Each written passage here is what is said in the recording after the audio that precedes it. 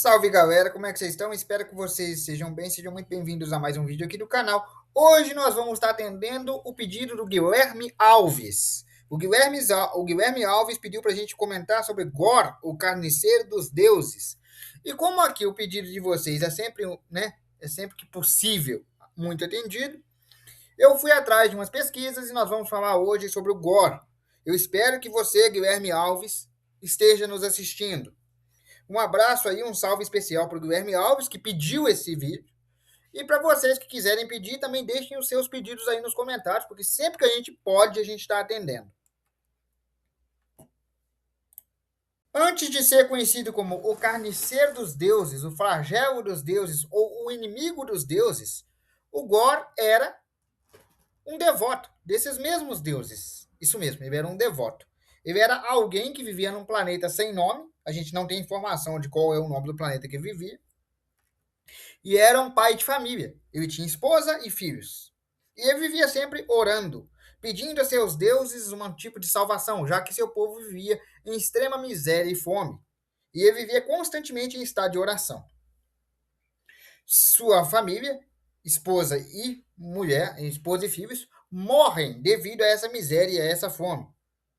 Após perder a esposa e os filhos, Gor se manteve fazendo pedidos, mas ele entendia que seus pedidos não estavam sendo atendidos e que os deuses nem sempre eram tão benevolentes.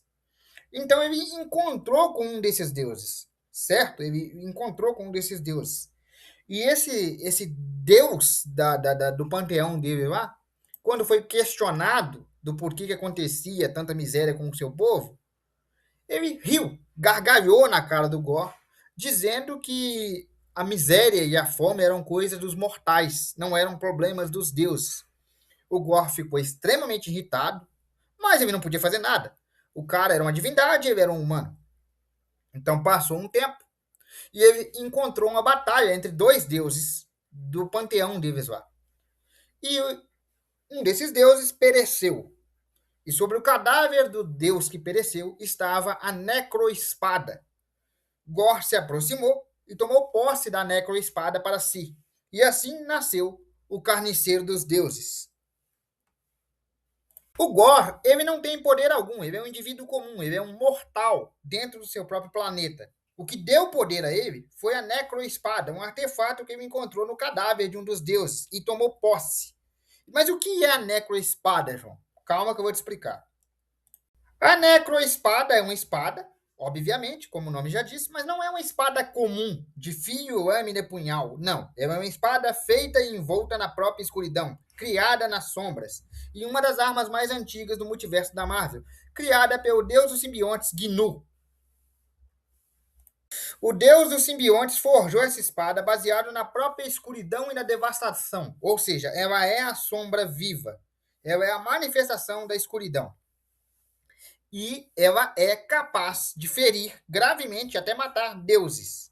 Então, quando o Gor se apossou dessa espada, ele deixou de ser um indivíduo comum para ter o poder de literalmente dizimar deuses. Porque a espada, ela é uma magia, uma ferramenta muito antiga, uma ferramenta mística muito antiga, criada por um deus ancestral, que é o deus dos simbiontes. Aquele que empunha a necroespada, seja humano, alien, imortal ou qualquer outra coisa, ganha várias habilidades. O Gor, que era um ser comum, ganhou habilidades a nível divina, força e resistência sobre-humana, capaz até de trocar golpes com o próprio Thor, deus do trovão. Então não é pouca resistência não, tá? Ele também ganhou a manipulação de sombras. Já que a necroespada é feita da escuridão pura, o seu portador pode manipular, capturar, moldar ou construir objetos de escuridão sólida, tal como espinhos, lâminas e até mesmo um exército feito de sombras.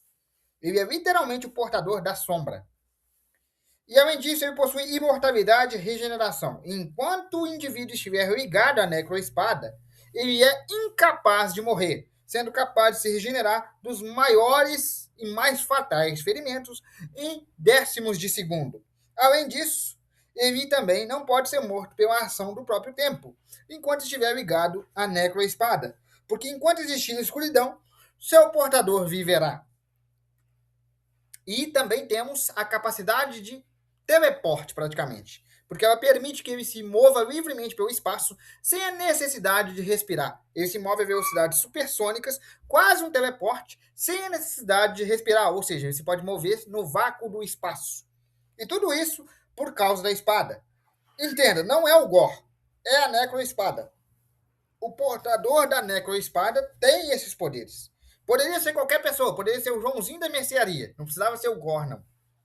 Qualquer pessoa que portar a Necroespada ganha essas habilidades, porque enquanto existir escuridão, a pessoa fica ligada a ela. E principalmente se essa pessoa tiver uma escuridão dentro de si próprio, ou seja, tiver um motivo sombrio, que no caso é o caso do Gore, porque o Gore tem um motivo. Ele quer vingança contra todos os deuses de qualquer panteão existente, porque ele acredita que os deuses não se comovem ou não se compadecem da mortalidade e da fragilidade humana, e que nenhum deles é de fato benevolente. Embora ele seja chamado de carniceiro dos deuses, de o maior inimigo dos deuses e coisas desse tipo, ele não se vê assim. Na visão dele, ele é uma espécie de salvador. Isso porque ele está desiludido com a própria pragmatia, porque ele conheceu os deuses do seu panteão, do seu planeta, e viu que realmente eles não estavam nem aí. Né?